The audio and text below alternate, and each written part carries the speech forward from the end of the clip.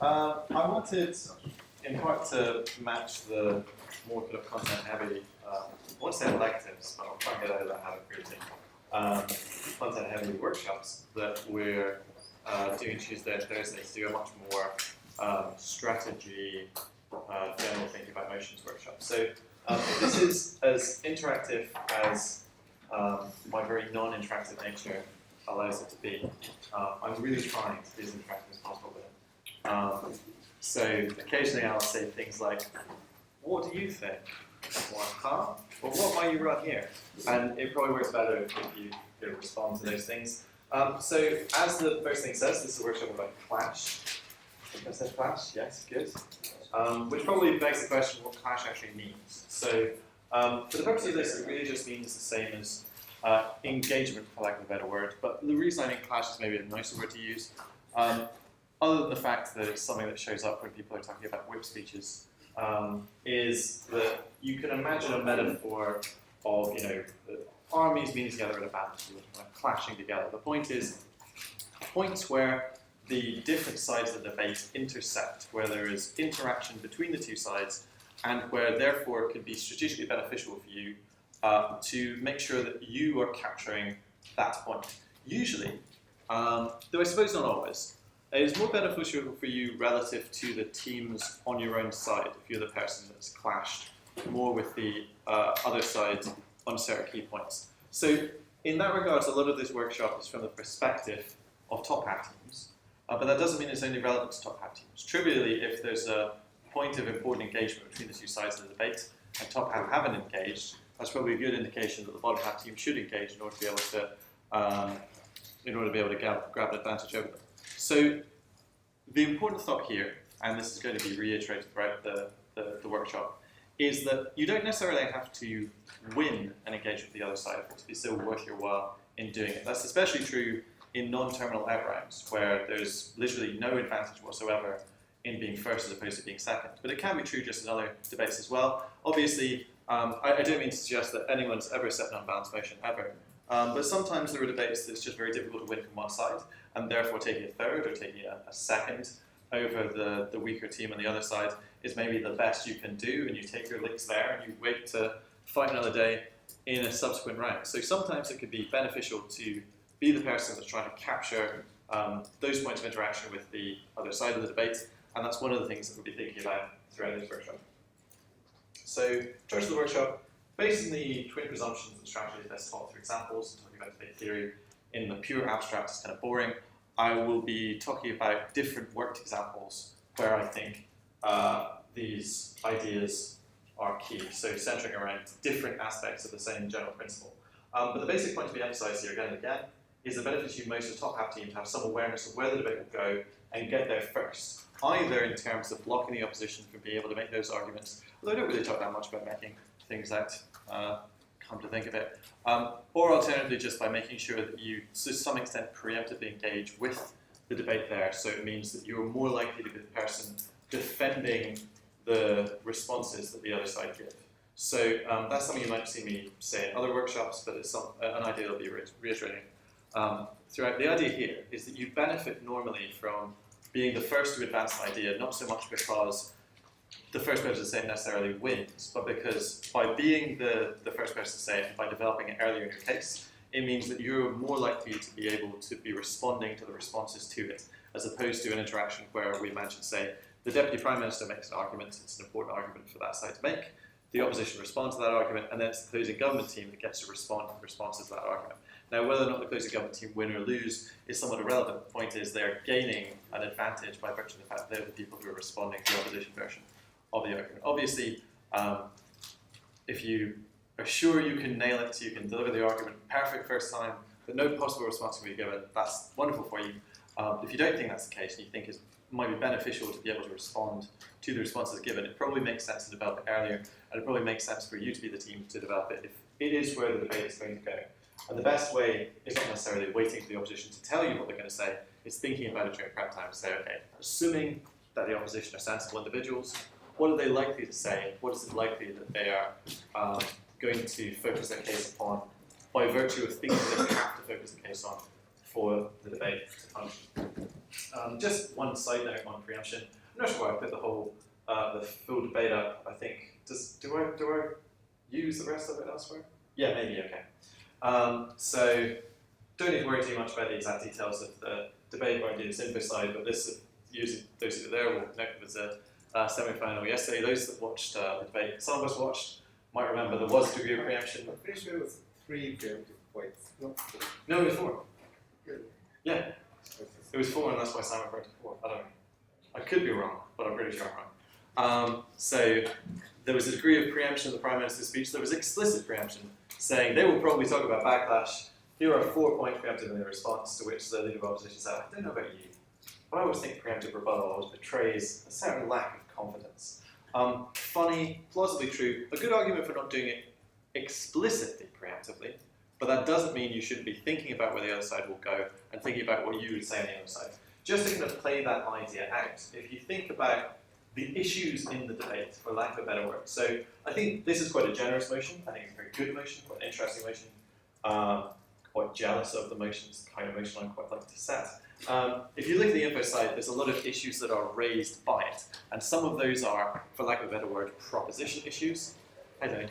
Some of those are proposition issues, and some of those are opposition issues. So if we think of a kind of rough list of those in terms of the things that are intuitively raised by the info side, or a bit of background knowledge about Saudi Arabia. So diversification, probably a good idea in terms of P5s, probably something Rob wants to talk about. Aramco privatization, meaning that Western corporations have maybe more of a stake in Saudi oil, so you might be able to, outmaneuver things like fracking, or at least change the incentives to develop fracking. Aramco privatization might bind the US more to Saudi Arabia if there's active investments in the country. Liberalization necessary to quell popular unrest due to the internet, the Arab Spring, and so on. So, I mean, some of these issues came out, mostly, I think, if I remember correctly, from opening government, at least the semi I watched. Some maybe didn't. Opposition, by contrast, want to talk about backlash and cleric, posing an existential risk to the regime, liberalization, creating threats to the regime, diversification, maybe undermining the royal family's control of the state, Aramco privatization, removing a tool of foreign policy. Again, some of those issues came out, some of them didn't. But when we think about this, presumably if both sides raise only those issues, it's not really a debate, right? They're not going to be able to defeat each other. What makes them able to defeat each other is the extent that they engage with the arguments from the other side, particularly engage with the strongest arguments from the other side. So OG, tactically, very sensibly, picks the strongest argument, the point at which presumably most of the key material on the other side ends up triangulating, which is this idea of undermining the strength of the regime, there being backlash, there being an undermining of the core legitimacy of the regime.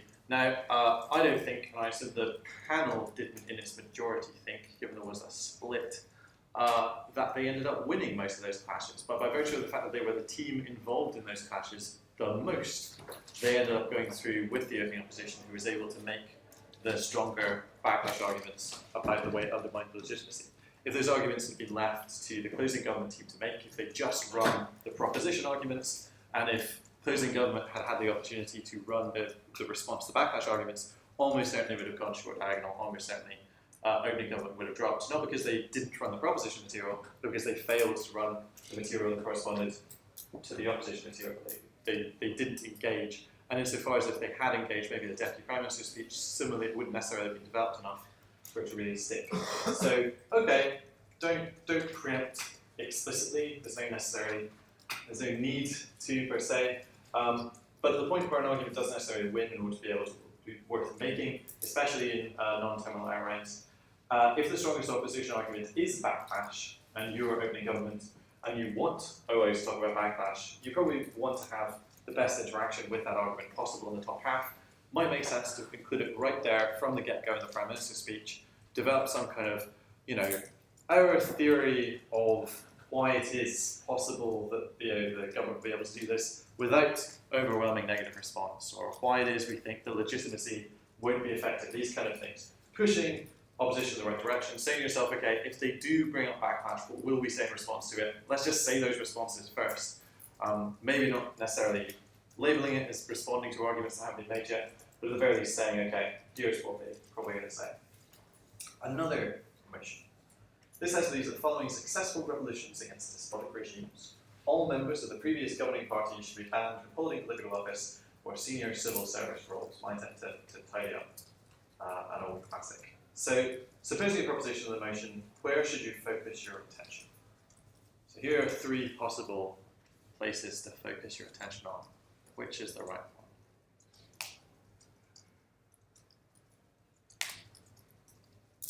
I did warn there'd be some interaction.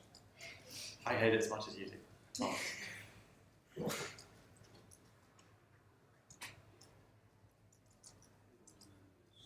Yeah. Who were members of the previous governing bodies. Well, so that's not one of the 3 though, isn't it? Oh, so The third, right? Okay, why? Because there's more of them. And civil service and party members supposedly in a row.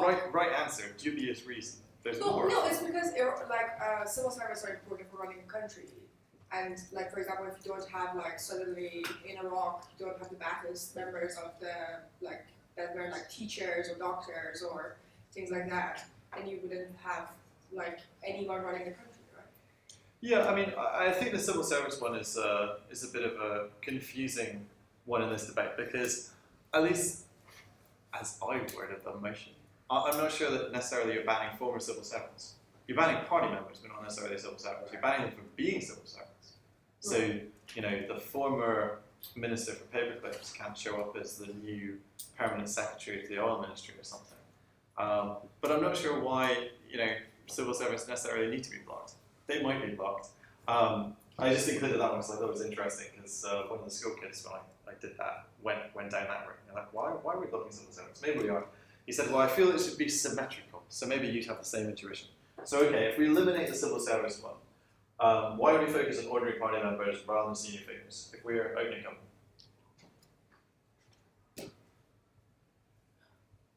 I would say that they're much more basic, which means that if you try and cover them, you probably cover senior figures and everyone above them in the process.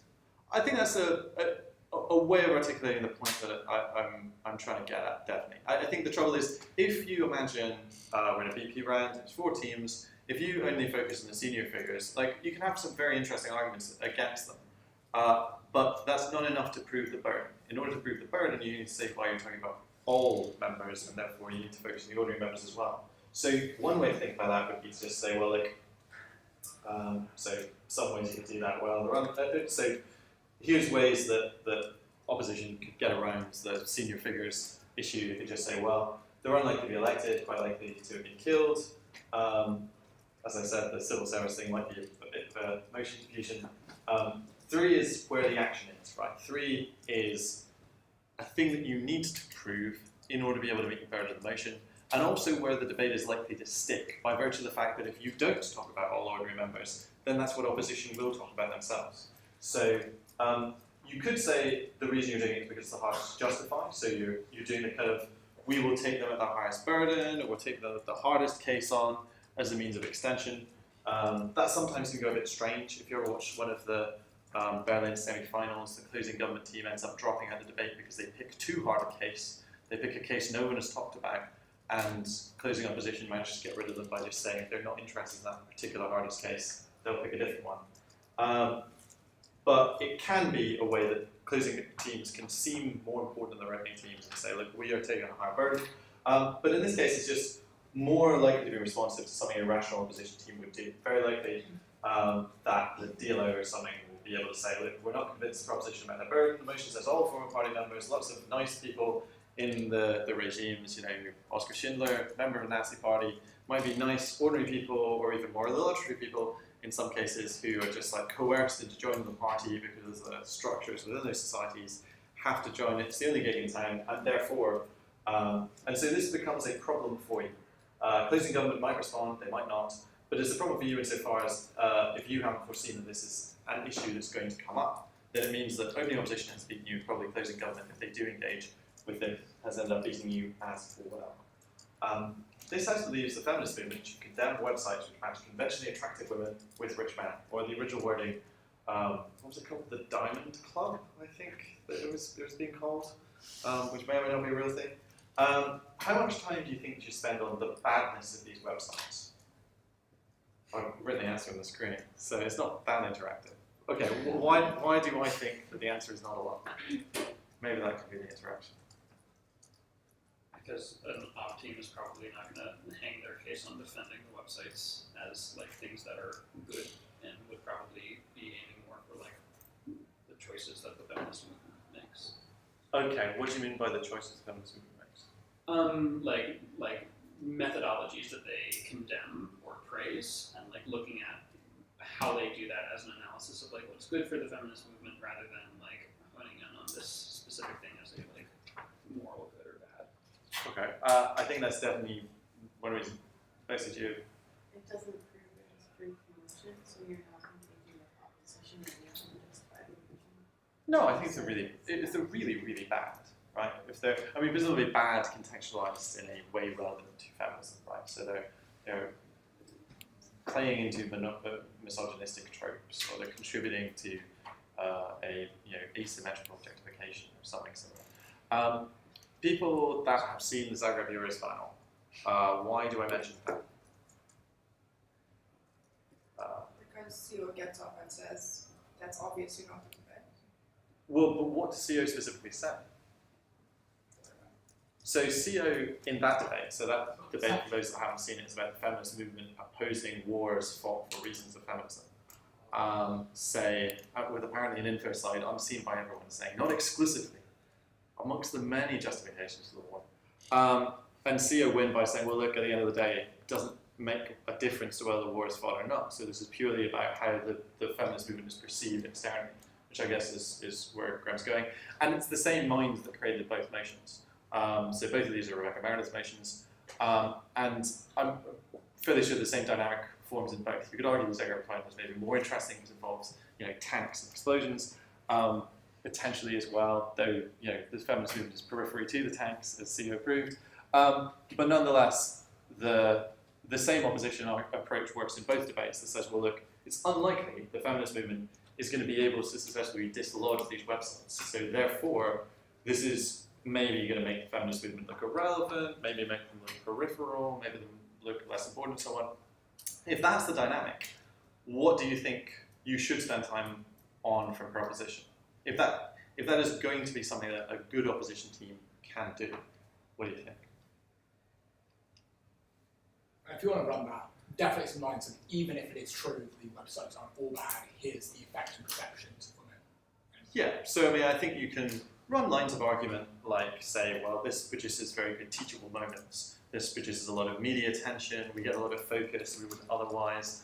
These kind of things. I mean, it's difficult to make that the most compelling analysis in the world. But the point is, by knowing that that's a way that the opposition can run the argument, it at the very least triggers the idea that you should run some argumentation along those lines. Maybe you also talk about the badness of those websites as well to some extent, but it's unlikely unless you can convince people that the feminist movement is going to be able to get rid of the websites, that the inherent badness of them is really going to be a sticking point in the debate. Instead, the question is, how is the feminist movement going to be perceived? Because that's very much where the debate is going to go from the opposition. This might be familiar to people from last weekend. This actually means minority parents should shelter their children from the existence of racism for as long as possible. So, I mean, this is, I think, a question of trying to get the debate to move into a, I'll just say groove because it rhymes with move, and that appeals to me phonetically. So, get the debate to move into a groove which is a bit more balanced than it might seem otherwise. So, I suspect those who were at Oxford will probably have some thoughts about the extent to which it was balanced. We were discussing it earlier. What do you take shelter to mean in that debate? And can it mean different things? Take what? Shelter. Shelter. Yes. I mean, my OG team did run it as physically shelter in part, but I don't think that's wise. I think shelter is, hide or, Is it move them to areas of people like you? Is it just say that racism isn't really a thing? So I think it could be moved into areas with people like you, but I don't think that's a good move. I think if anything, that just gives a free opportunity for opposition to run stuff about, contact theory and these kind of things. In any event, I don't think that necessarily changes the burdens in a particularly helpful way. That might make more sense after the next slide, I think. Someone had a reaction to the shelter question there. Yeah, I mean, it strikes me like if I were OG in this, it probably would model it as like conceptual. Like you don't talk to your children about any kind of like oppression or discrimination as a systematic or structural thing, like a characteristic of a wider society, rather than like, you know, if you know, something happens to your child that's like a racially motivated thing, then you tell them that it's a one-off. Like that kind of thing. And I think something that most teams want to get to, although the gap between motion and theirs is maybe a bit hard to bridge, is talking about, you know, aspirations and how you want them to feel they can achieve, even if the society is racist and so on. There's a very good, I think it was an ESL semi-final back in the day, about whether or not children should be taught to believe they can achieve things even if it's unrealistic, because it makes them strive harder and maybe they get to a further point than they would have otherwise. I see it as, and this may not be obvious at first, but hopefully it might seem more plausible in a moment. This house believes the US should always prioritise intelligence gathering over the privacy rights of foreign citizens. So not an obviously similar theme, but similar, I think, in the way the principles play out in the debate. Why do you think it might be a mistake in that debate, the second debate, to talk too much about the importance of privacy in opposition?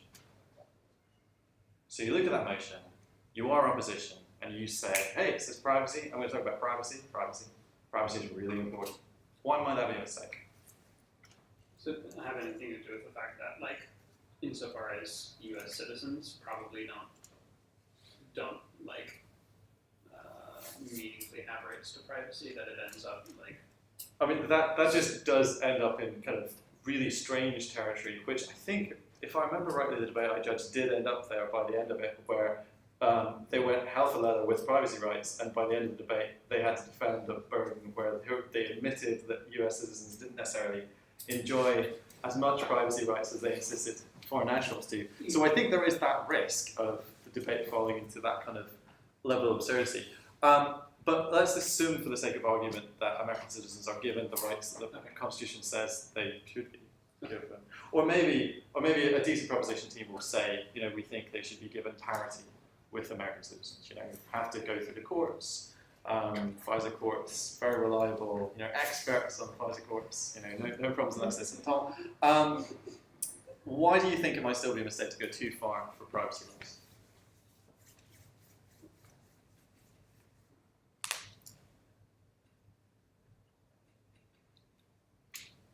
So the risk is that you could talk in very practical terms about how spying on. Oh, I don't want to steal jokes from my next slide. Yeah, there we go. So the motion gives the opposition a gift, which is use the word always. But the trouble is that might suggest that Prob's burden is to violate Anglo American's privacy, even if there's like the most minorly interesting piece of trivial information. But you can actually undermine that if you talk too much about the importance of privacy rights, because then the suggestion, which can be extracted from you by means of point of information, is, are you saying that you would never violate the privacy rights of foreign citizens? You spend all this time saying privacy, you know, it's the thing without which we are bereft. How can we function in the world without privacy, without the integrity of our identity? And then they're like, wait, so you never violate privacy at all? And they're like, no, obviously, if there were terrorists, obviously we violate their privacy. No, but not in these cases. And so it's very, hopefully not too easy, but it's possible to be able to trap your opposition if they go too far down the routes of privacy into that kind of trap. And I think the same is maybe true, depending on how it plays out, with the minority parents debate as well, which is to say, I think, given you know that they're probably going to talk about why it's really significant to expose children early on to the oppressive society around them and so on, it might be possible to be able to push them into accepting the burden of saying they should be taught about racism as early as possible. Or at the very least, it'd be possible for them to run argumentation that does entail that as its natural consequence. So, I mean, I don't see that many avenues for proposition to go down in this debate. Those are the two I can think of. So the first is just lean very heavily on the idea of as long as possible. Just say, look, the point is that we don't think it's likely you'll be able to shield it forever. They're going to find out when they're a teenager. But we think there's an important difference between what 6-year-olds can deal with conceptually and what 12-year-olds can deal with conceptually, and that's where we want to play this debate. But it's possible that opposition might help you there by running argumentation that logically entails you should tell children as young as humanly possible about racism structures in society and so on. And that's a much easier debate to have, right? The debate between telling them at 10 versus telling them at 6 is much easier for you to have than try and hide an important sociological phenomenon for them until they're 18 and inevitably will have learned about it from other people by that point who aren't you and probably don't care about them as much. So here the key is to again think about where they're going to take the debate necessarily, but try and use that to provide a means of structure between the two of you. Try and provide some means of clash that helps move the debate to something that's a bit more manageable. Thinking about sticking issues in general is as much thinking about where the debate will end up as what the other side will let you get away with sometimes. So this, I think this is the wording of the Berlin Worlds motion. I can't remember off the top of my head. I might have altered it slightly, but it's basically the same. Do you think you could prop partial debt forgiveness? Some people are shaking their heads. Do people know what I mean by partial debt forgiveness? So that's saying, well, we wouldn't necessarily forgive all of Greece's debt, but we would forgive some of it. What do people think? It's soft. Bit soft. What do you think an opposition is likely to do if you try and prop partial debt forgiveness? Ask you why and then point out your logical inconsistency. I mean, yes, the spluttering indignity would probably be one of the options. So yeah, I mean, I think they can say, well, look, if it says forgive Greece's debt, that doesn't mean forgive some of Greece's debt. It means forgive the debt. I mean, the problem that opposition face is that opposition were probably going to prop partial debt forgiveness themselves, right? Which is, okay, we wouldn't forgive it just blankly, we'd forgive it in return for various stages and so on, as is the current status quo, as is planned and so on. So for a proposition team to turn up and say, we'll do partial debt forgiveness, that just breaks the debate in a way that's unhelpful for everyone, and hopefully the proposition will get blamed for it. Certainly no opposition should ever let them get away with it. So I think this is a good example of where the judge is wondering why you ruined a perfectly good debate. This is one of those cases where the fact that what opposition are inevitably going to do gets in the way of a thought that a lot of people would naturally have if they were just faced with this motion in a kind of conceptual vacuum. That's like, okay, our burden is forgiving the debt. How could we forgive the debt? Well, we could forgive it in stages. I think a good example of that kind of thinking working out quite well is also in Berlin Worlds. Didn't realize they were similar, but hey. This house would remove all aid from Egypt.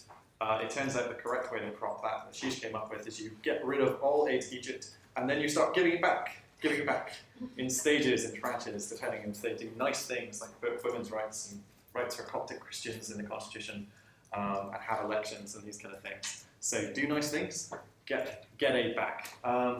That's a pretty sensible way to do it, but it does mean the burden because you're immediately getting rid of it. It would seem that just in terms of sheer language, there's nothing wrong with forgiving debt partially or maybe in stages. But in terms of the debate, because the dynamic set up by what any sensible opposition will defend and argue that the status quo is, you can't do that and it won't stick. This house believes that male feminists should not claim an equal voice in feminism. I think this was Imperial a couple of years back. It's a nicely abstract wording of emotions. You can set other places with slightly less abstract wording. And in some ways, in order to make the point, I prefer the more abstract wording. So thinking about how to make abstract debates maybe a bit more sticky, make it more likely that if you're in a government team, the debate revolves around you as opposed to revolving around other places. If the opposition can just make the debate about feminism, alienating all allies, and the practical consequences if you have a considerably shrunken feminist movement in terms of being able to make any kind of political changes and so on, they will probably win. So you could case that debate to a particular practical instance of the debate playing out. But this will probably feel a bit like cheating and be unlikely to stick because a judge will not necessarily, disbelieve an opposition team that says, well, they can't just make it about this one thing. So I offer the following solution, set it about 3 things. So what can anyone think of, before we just do the next slide, more interaction, can anyone think of concrete examples of this principle playing out that might be relevant to the debate? I'm still not convinced I actually have 3 as opposed to just 2 where one has been worded slightly differently. So maybe I have 1A, 1B, and 2 on the next slide. Can people think of concrete examples of this principle playing out? Does the question make sense? Okay. It's like not allowing male feminists to basically get any leadership roles within the feminist movement. Good. Say one.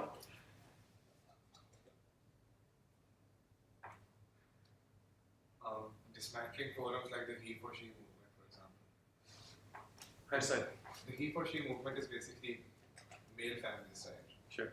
So we could have less forums like those. Oh, okay. Oh, no, that's where you don't want to go. You want you want allies in the feminist movement, or rather, I guess in principle and prop, you're agnostic to allies being in the movement, but strategically you want to be able to keep allies. Or want to be able to say you lose all those allies. So he for she stays, although maybe they get like worse positioning in the feminism conference that presumably the movement has hanging to elect its leader. Other thoughts? So that's a good one, and it doesn't need to be massively different from the idea of keeping out of leadership roles. I'm thinking about like trying to avoid and making an active effort to avoid like mansplaining as much as possible.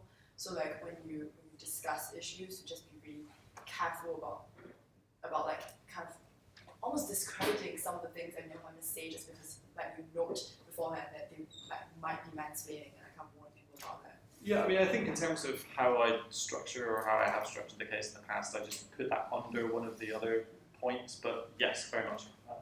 I was just thinking in terms of the issues themselves and focusing them more on things that women face rather than universal things that might be faced by both genders. Okay, so something like rejecting men's rights advocacy or something like that, or Not necessarily acknowledging. deprioritising that in favour of a Ooh, I like that. I like that. That might actually be a third thing. Okay, so as I said, my list of 3 things where 2 are suspiciously similar: leadership roles and media-facing roles being somewhat much of a muchness, but it feels like 3 things.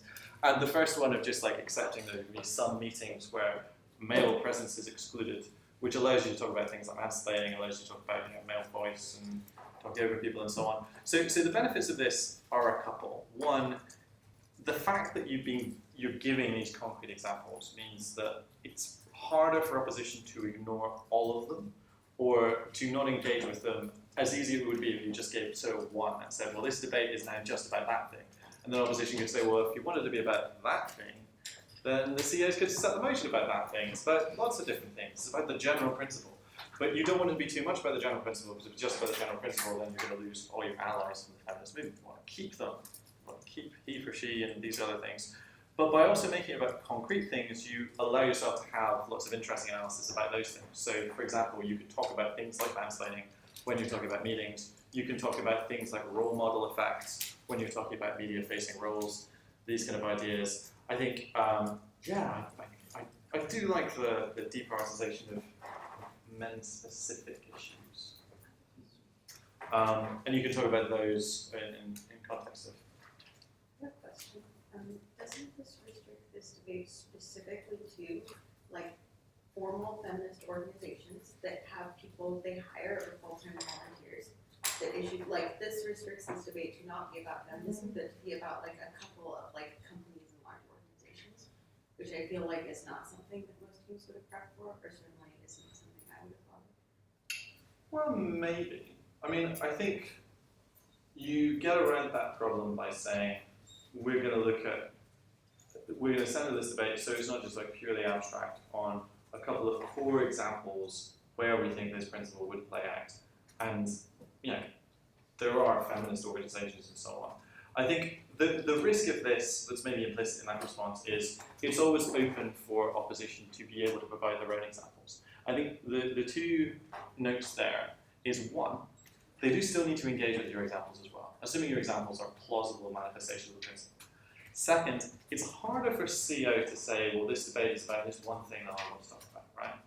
If you've given a chance for OO to say what they think the debate should be situated around and engage with your examples, and there's been that back and forth, it's harder for CO to say, this is now just about this one other thing that we want to talk about. Compare that with, say, IR debates, which play out in a similar way, right? So if you've got an IR debate centered around big IR principle, pick 3 nice examples where that debate's played out. So the debate I have in mind, I probably should have made it into a slide, is this house supports segregating countries based on ethnic nationalism following conflict, or words to the effect.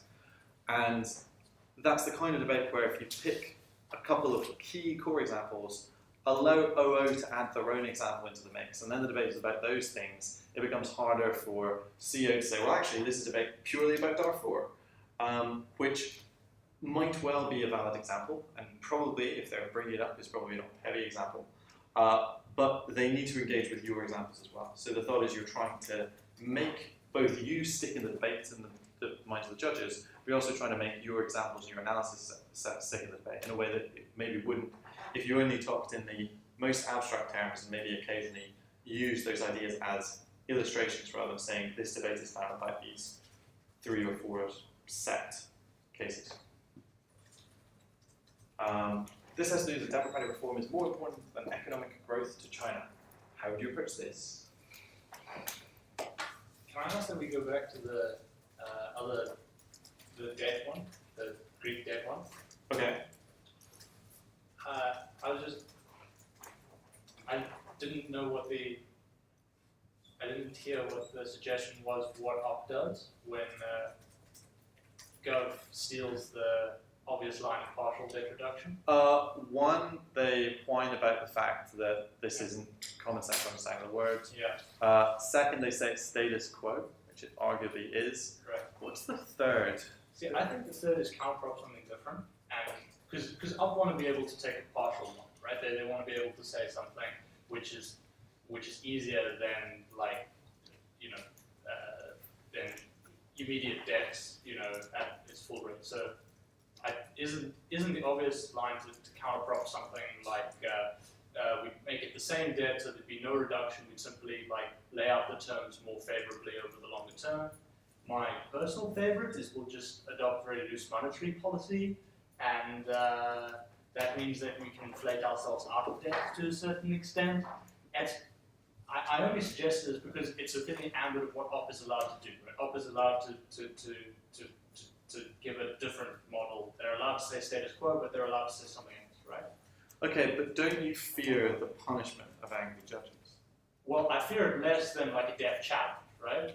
So if it says that, if you're saying that this isn't within the realms of what the words mean, are we going to death challenge?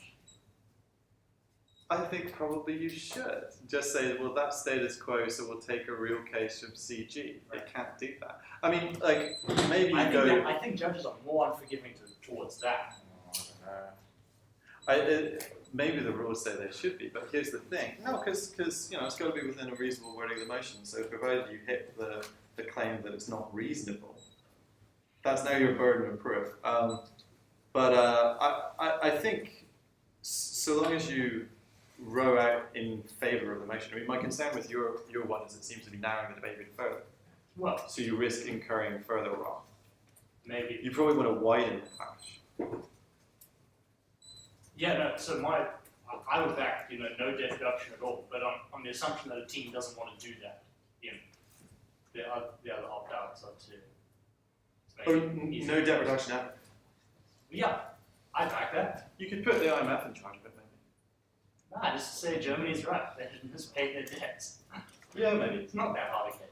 Okay, so democratic reform, more than economic growth for China. What do we think? Abstract. Make less abstract.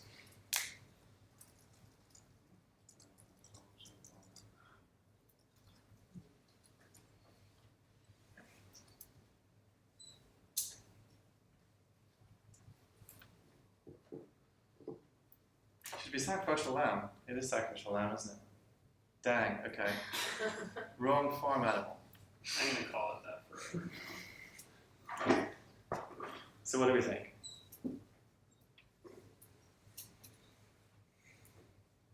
I mean, I feel like at least part of what can help clarify these debates is talk about where time and money is spent, insofar as both for people on the ground pushing for one thing or the other, or at the top people making policies for one thing or another, like time and like investment in certain kinds of legislation is like a finite resource. So we would rather prioritize like time spent on trying to pass these kinds of laws rather than these kinds of laws. I don't know if that's maybe that's not what you're going for, but that's Yes, you one mean way. initially find the time resource trade-off. Yeah, just like resources can be equally mustered for both of these things. So Okay. Yeah, maybe. And also try to make the trade-off more concrete by using case studies. So Okay. like actual places where you've had authoritarian governments which have been seen significant economic growth versus an opposing case study of something that's not happened. So like I would ideally like Singapore, Malaysia, and then look at those. So that haven't seen significant economic We growth. have seen economic growth, right? So in Okay. order to make the trade-off concrete, you could take case studies of where it's practically manifested itself. I mean, would that not be a case you'd be running for opposition, right?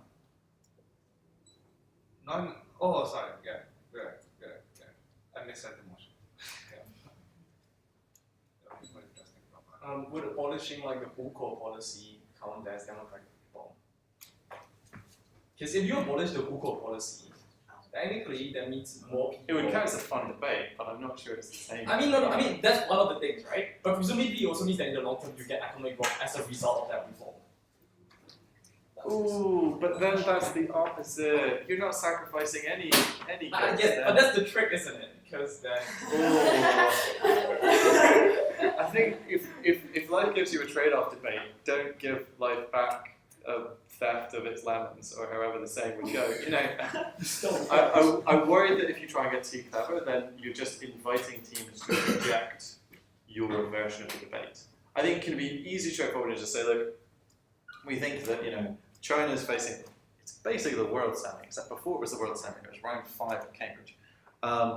We think China is facing a crossroads, and we think it's important that we get democratic reforms in now, because otherwise corruption is going to reach too high a point that wealth inequality will be too hard to roll back from. You're basically a country run by an oligopoly, so you're going to end up in a kind of Russian situation. So we need to, though we accept it probably means clamping down on economic growth to some extent, we're going to say you should introduce democratic reforms by having local government elections, which are contested as a means of fighting corruption.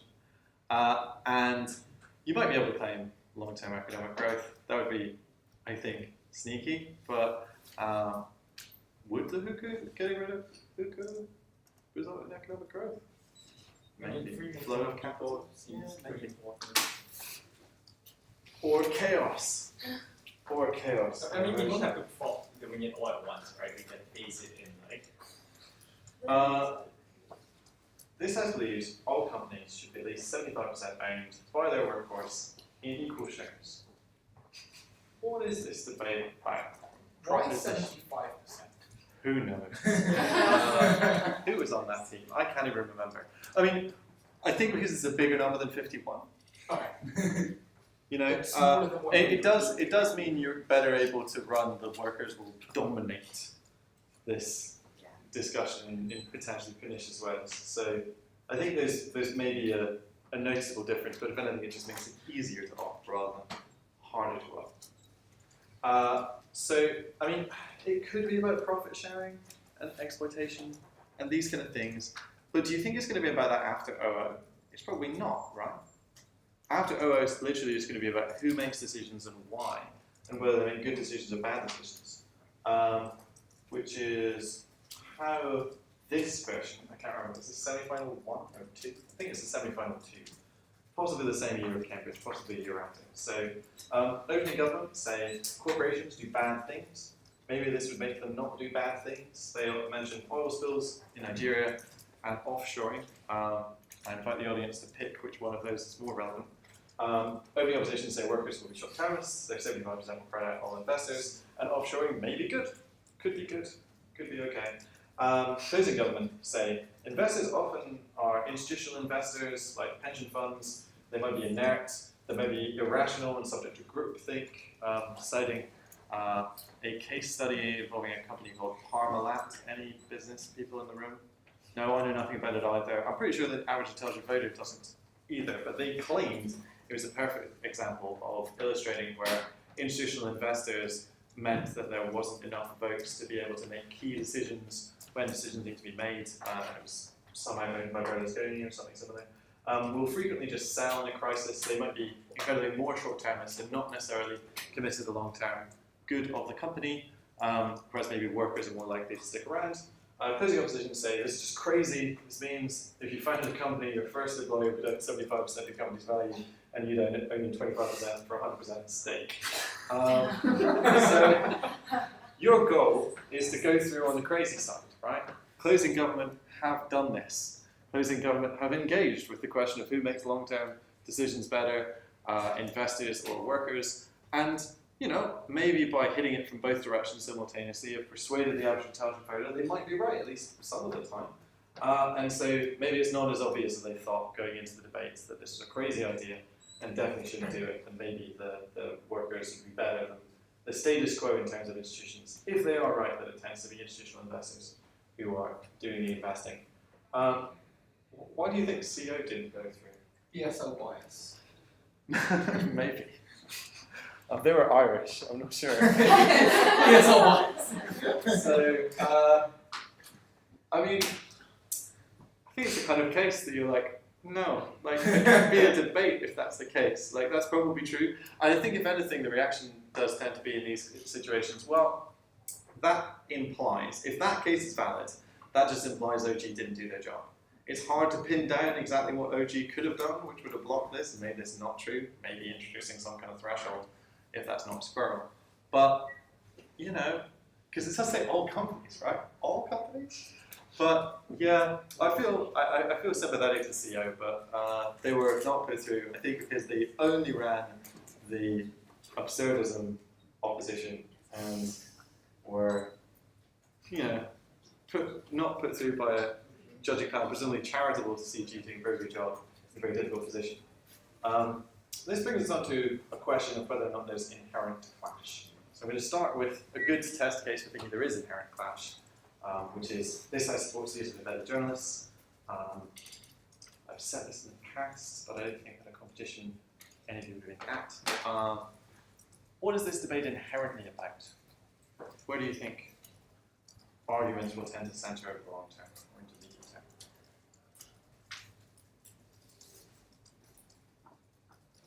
What are both sides going to say is important?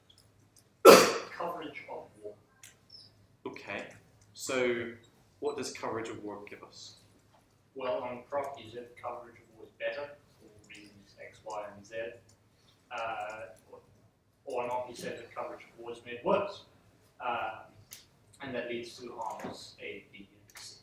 So maybe drilling down a little bit more, information, right? Do you get more information for voters to be able to make informed decisions? Do you get less information?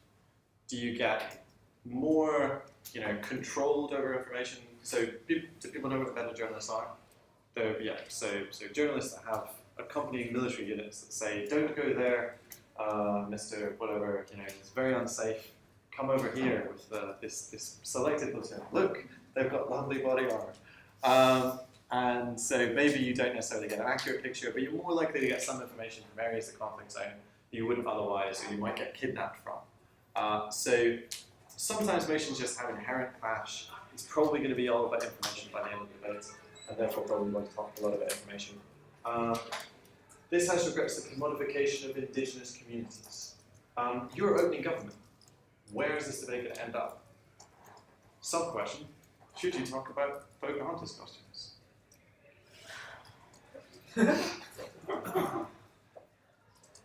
It's what the OG team in my Worlds Round 9 did. They were given the fourth for it. What?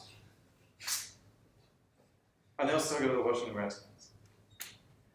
Is it going to be about that? Yeah. I would want to start at the point of commercialization and the buying and selling that meaningfully engages the indigenous communities. So when indigenous communities opt into different types of commodification through selling trademarks, through producing and having brands that they can sell at the corporate level, or partnerships with larger companies. Yeah, I think that's going to end up being the issue, right? It's not going to be about Pocahontas costumes because by and large, that is not indigenous people themselves commodifying it. And you could say, well, that's objectionable or not objectionable. But what we think proposition needs to defend is the question of what happens when it's the communities themselves commodifying themselves through village experiences or through selling crafts authentic from the culture. You get interesting sub-debates about whether or not the two markets interact, whether or not the authentic market will end up crowding out the inauthentic market, or whether the inauthentic market, by virtue of having corporate support behind it, will control it. But probably the harder case to engage with the proposition, and therefore what proposition should be trying to engage with, is the question of what if it's them themselves commodifying. Where probably that ends up, I don't really know enough about this debate to be able to do that case well. I think it ends up being something to do with the effect of the loss of meaning of the culture over time, this kind of thing, as a result of this interaction with capitalist incentives or wider communities and their demands that they place upon you, that kind of thing. But leaning into the clash. So you picked the hard case and you've said why the hard case is still regrettable. Leaning into that clash means you're more likely to seem relevant to the judge when they're thinking back over the debate. Because if they're faced with a closing opposition team that's done but what about village experiences? How else are the Bushmen of the Kalahari going to be able to fund healthcare initiatives if the Botswanan government aren't giving them enough resources? These kind of things, then it might be very difficult for them to remember you if you just talked about the Pocahontas costumes, however interesting you talked about. One question, sorry. Is that I think from OG, I would probably try and model out like specific, unfair burden forms of commodification. So I'd say like specifically like arts and that are produced nonprofit or things that we only produce for like cultural and social value, even if there might be an ancillary capital value, are not included for commodification in terms of being mainstream, mass produced, or being produced for the purpose of like access to capital. But is that reasonable? Is that really commodification? So like if I make a thing and sell it, it's a commodity, isn't it? But so suppose I am. Or take up a residency at an art school, like that's why. So I don't know how to clarify that distinction, but I think there are like some sorts of cultural and art. I think the thought is that the two are not necessarily the same, and one might be reasonable, one might not be reasonable. So I think it's reasonable enough to say, okay, we're only covering cases where it's made for the purpose of selling, but not, we're not covering anything if it's authentic, because it could be authentic but made for selling, right? Yeah, that's fine. So yeah, I think so long as the the village themselves making their own things, but then selling them on, and knowing that they're probably going to sell them on, so they're making it in excess or something. As long as you're covering that, that's probably fine. Where do village experiences fall into that category? What do you mean by village? You meant like when people go pay to go experience them? That's the modification, right? Well, that intuitively feels like so there's two kinds. So there's like tourism and there's research. Oh yeah, so I think the distinction would not be research. Research versus tourism. But if it's tourism, it counts as modification. I think so. I think so. Yeah, okay. As long as your definition would include that, I think it's fine, and you can still run the hard case after all. Yes. This has to be pharmaceutical companies should be held civilly liable for the opioid crisis. House 2017. So, what should you spend a lot of time outlining as proposition? What concept? Should you, just remember the answer, this is kind of cheating. Should you, one, spend time explaining the harms? Second, spend the time explaining the culpability of the pharmaceutical companies for those harms? Three, spend time discussing research and development. Or four, spend time outlining the criteria for liability.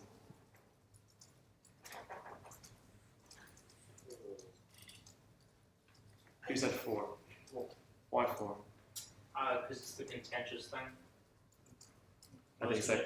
I'm actually, as the thing at the top says, really confused by the notion insofar as I'm not sure whether it's making new civil liability standards or in the event that they are subject to currently existing civil liability standards, prosecuting them. There's a similar problem with the, and this was, I keep on running Cambridge Training Problem for some reason. This House would hold senior elected executives of major banks and rating agencies criminally liable for their company's actions during the global financial crisis, which presumably runs you into a problem of saying, well, look, they either are criminally liable or they're not. So both prop teams, of which we were one, spent a lot of time talking about the Nuremberg laws. Now, there's crimes that maybe aren't on the books, but should have been on the books, and they should know, just cudgeons, Mr. Speaker, and it didn't do either of us much benefit. But I worry that this is the same kind of, not necessarily entirely clear where this debate is happening. I guess it's, you are the court, prosecute? Maybe. Were you guys IFRS? Yeah. How did people interpret it there? So OG ran on didn't define the motion, but was generally talking about why this would produce a good thing, and OO was running it back debate. There is no model. So, I'm very much agreeing with what James said, which is, so it's probably 2 and 4, which is to say, spend a lot of time outlining your criteria for liability, not because it's something that's really inherent in prop, not really. You can have a perfectly good consequentialist case for why they should be held liable that doesn't really give any clear criteria of liability, but it's definitely something the opposition are going to do. Opposition are going to say, look, they should not be liable because we have these criteria for liability, and it's this, this, and this, and they don't meet those. And then DPM gets to say, well, maybe it does. And then DLO says, but it doesn't, no, it doesn't.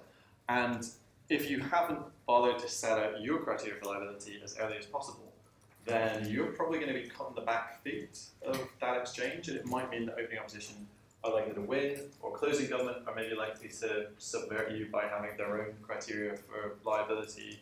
Extension point number 1, when do we consider liability to extend to these kind of producers, sorts of things. I'm sympathetic to the R&D thing because it might fall under our principle of talk about things that the opposition are probably going to maybe talk about, but it just doesn't end up being a very important issue in the debate, I think, if you think through the way the R&D thing works, insofar as it seems to amount to the same argument as saying, well, look, this chap, he's doing very nice things with his money, so we probably should find him liable for something he did. So I think a winning proposition case should have, as early as possible, an alternative conception to the criteria of liability that opposition will run and can actually incorporate it. This has leaves, in the 2008 financial crisis, we should have bailed out the homeowners rather than the banks. So it's actually not quarterfinal 3. Quarterfinal 1, opening government spent a lot of time arguing about why shrinking size of the banks is good, smaller banks are better. Why do you think they did this?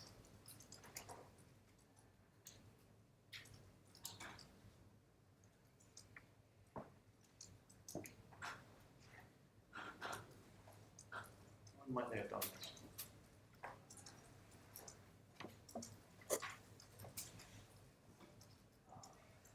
It's silly to speculate, really. I should just ask them, why did you do this? Is it because on op, the biggest argument is that banks get too big to fail if you on op you argue that you want to bail out the banks instead because it's important that because those banks are too big to fail, and therefore you need to protect those banking institutions. So that's well, maybe the banking sector will never fully recover and it'll be permanently small and so on. So it is an application of the principle of leaning in that says, okay, we're gonna move in advance of that argument and say, okay, given that's the end result of where all of these arguments are going to end up tending, we're going to say, look, given that's the case, here's why small banks are better, small banking system better, more does what it's supposed to be doing and so on. The reason that didn't necessarily work out for them as well as it could have is they actually didn't necessarily do the core proposition stuff as well, which is to say, here's why banks bad, homeowners innocent, these kind of things. I'm not sure if the next slide is still this page. Oh, it is. Okay. So the flip side of inherent clash and why inherent clash had a question mark before. Clash is not inherent. Clash depends on what teams do. Burdens are not inherent either. Burdens depend on what teams do. My favourite example of this is actually the same debate in a different room. So this one is quarterfinal 3. So on the left-hand side, you have my rough guesstimate as to what a generic version of this debate would look like. So an opening government team saying, homeowners, very laudable, morally good people, duped by greedy bankers, bankers are rewarded for failure, lack of banking reform, therefore you get moral hazard. So should bail out homeowners. There's nowhere saying banks are more important than homeowners. It's unfair to bail out some homeowners, expensive those who didn't make mistakes, namely taxpayers, benefiting people that have got ninja loans. and you're recapitalizing the banks as the priority here to make sure they're able to lend. Homeowners couldn't have known, wealth distribution would be better, which was also the policy, provides incentives to reform, which regulation cannot solve for. I'm not sure, I think CG is probably fourth. Moral hazard in the housing industry, many borrowers are innocent, subprime lenders, blah, blah, blah. And here right at the bottom you get big banks are better than small banks, therefore we win if we show you get more big banks on side opposition. So that's kind of the generic version of the debate. You can see some of this gets moved around in the UT Mara one, like big banks versus small banks becomes the top half issue, or at least this clash preemptively by. But in quarterfinal 3, something really weird happens where opening opposition say, well look, if you are bailing out people that have mortgages by giving them money, they're going to pay off those mortgages. And that money is going to go to the banks. And it's going to go to the banks in a way that's much more direct than it would on our side, where we attach bailout conditions, whereas you're just giving the banks free money. So you are keeping some couple of people in their homes that maybe would have been foreclosed on otherwise, but at the cost of you're giving these banks free money. And so that becomes the top half debate, with DPM saying, yes, but people have homes now, that's maybe better. And OO saying, well, actually, you know, moral hazard effect is much worse, never get banking reform means you're going to set up the next crisis. What then happens is kind of stranger, because the bottom half teams don't react to this. The bottom half teams run the cases they were expecting to run anyway, so closing government say, homeowners couldn't have known, many innocent, very logical people, government acted wrong, protecting the banks are better than homeowners. And CEO saying, well, it's unfair to that. Some homeowners, expensive those that did mistakes, banks are more important, big banks better than small banks.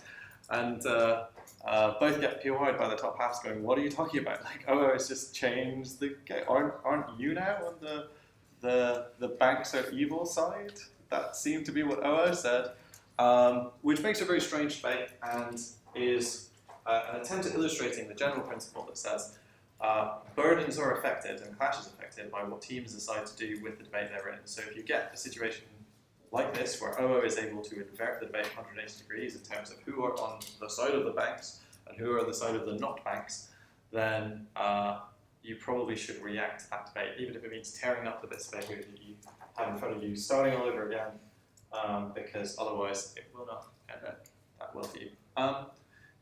This, and you can tell we're getting to the end because I'm starting to unpick some of the things I tried to impart earlier. So you can't always successfully predict what an opposition team will do. So sometimes opposition teams might do very clever things. If you were faced with this motion, what kind of cases would you talk about on the prop? Now, this might get a bit grim, but, you know, prop adults. FGM? Yeah, I think so. Probably. Honor killings. Honor killings, that kind of thing. So the high burden ones, for lack of a better word. What's the cleverest way to approach op, do you think? What would you do from opposition? There's a very good version of the Oshaws debate with Vic Wellington in op. There only is one op team because it's Oshaws.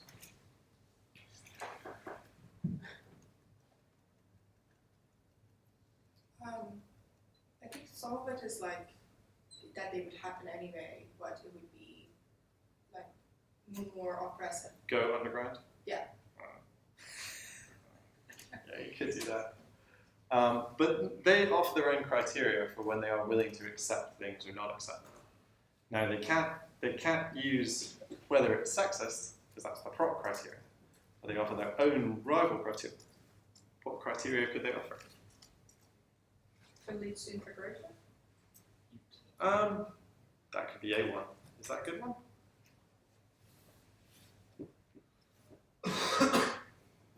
What if they said choice? What if they said, we are willing to defend these practices if and only if they are freely entered into? Freely what? Entered into. So people make a free choice to engage with these practices. How does that work with the FGM case? If you're unsure how it works with the FGM case, you can watch the debate, because the second speaker in proposition does not respond to what has just happened in LO, doesn't modify his case at all, and they're like, they need to defend FGM. And the second speaker in opposition is like, well, we do if it's adults freely choosing. And we're going to say, Yes, in the almost zero number of cases that that would involve, sure, we'll defend that. That's fine. But if it's children or if it's people that haven't chosen that are adults, no, we don't have to defend that because we said our criteria is choice. There are probably ways around that for proposition, which is to say there are probably things you can talk about that says, well, look, we think this choice is constructed and so on, and that is where the third speaking proposition ends up going. But that being said, you are probably not going to be able to anticipate when an opposition team is going to do something like that. That is too clever. I think we've hopefully illustrated that by the fact that people couldn't think of it on the fly. I'm not sure how long you have in prep in Australs, but I think it's longer than BP. I think it's like half hour or something. An hour? It's half an hour. Yeah. I feel like an hour. What is this? You like It's all so yeah, probs takes a while to think of something that's that clever and rug pull out from under you. Do have to react to it when it happens, but don't necessarily structure your proposition around the hardest possible off case you can imagine. Think what a probable, reasonably clever opposition teams will do. I think this might be the last one. Yes, it is. Cool. Okay. So applying theory to practice. What parts of these do you think, brackets I think, are most important parts of a proposition case in this I suspend trade union activity in times of economic recession? If people can't read the screen, I will read through them once, which is probably not going to help unless you're a medalist. An explanation that unions systematically benefit older over younger workers. A claim that unions are frequently corrupt and involved with organised crime. The claim that union agitation can make borrowing less competitive in an international crisis. A mechanism for how unions will return after suspension. An account of how union bosses are often motivated by personal political concerns. A mechanism which prevents wages or jobs being affected. An argument that unions often aid left-wing parties who we don't want winning elections. What do we think?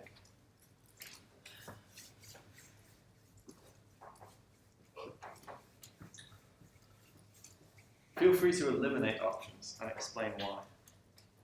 I should have numbered them, really, shouldn't I? Can you number them now? Yeah. Right. I like 3 and maybe 6. Can people still read it?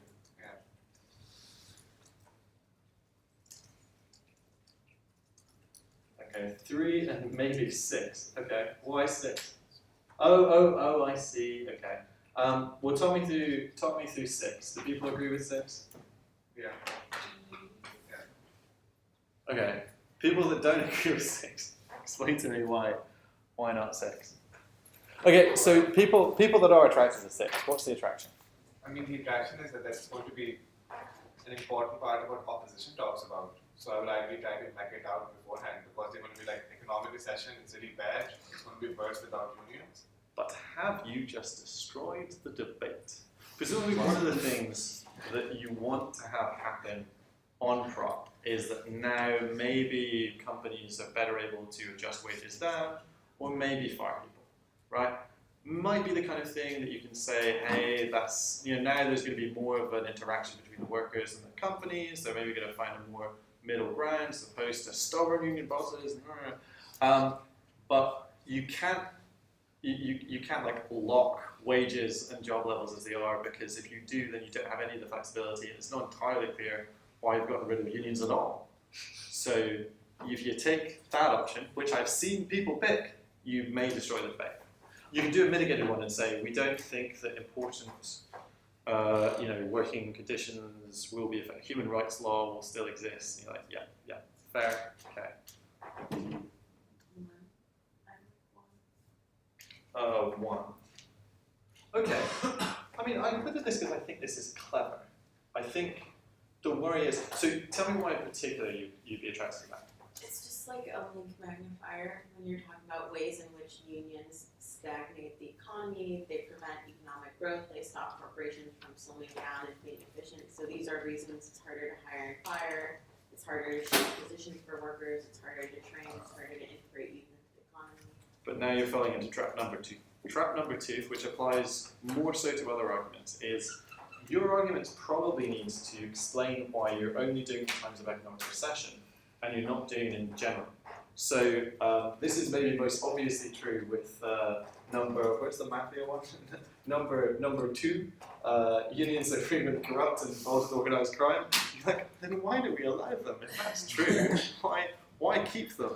So unions can be bad all the time. They have to be bad at these times. When there's a high rate of What if you prop an absolute ban of unions? Then you're not debating the debate. I mean, you kind of are. Because it does include situations of economic crisis.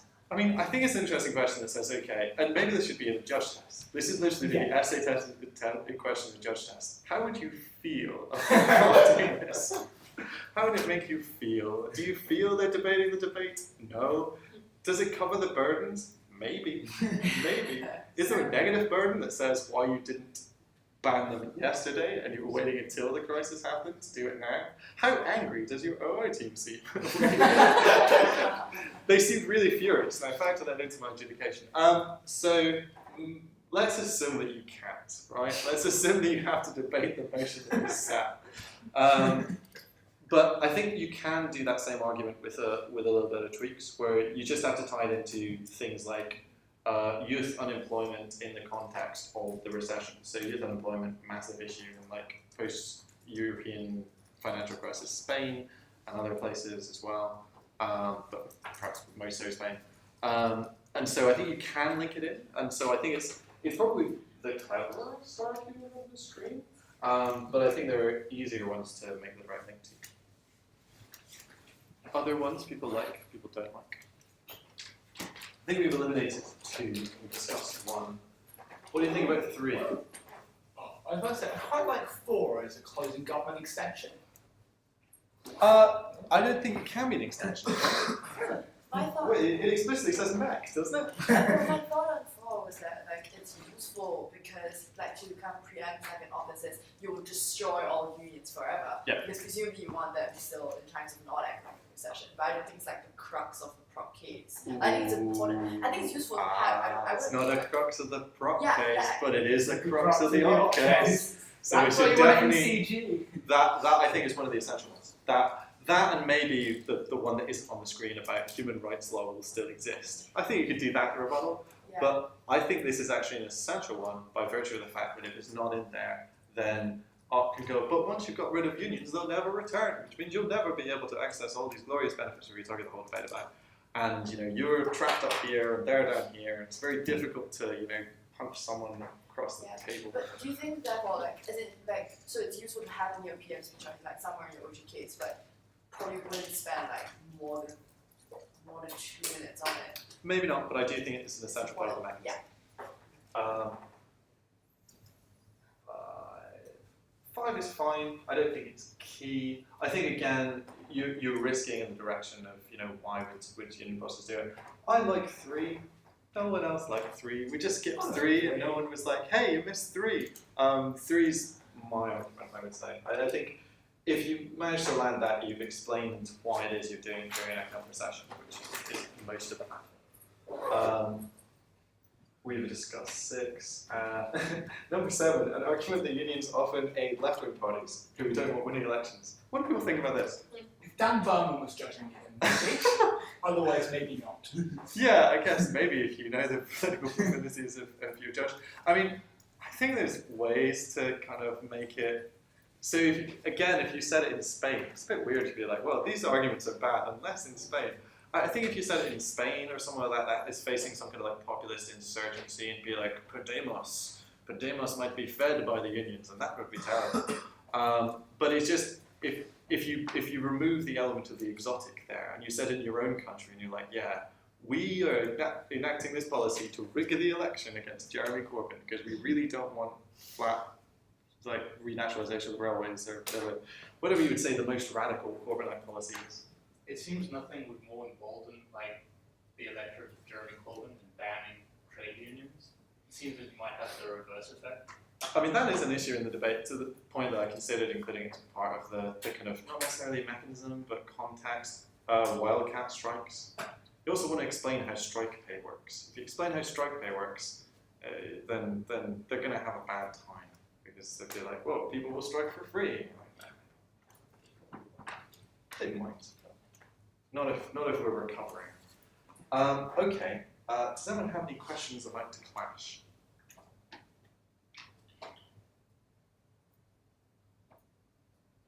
Good then. So, do I take it everyone other than Bexley, Penny, and myself are down to speak?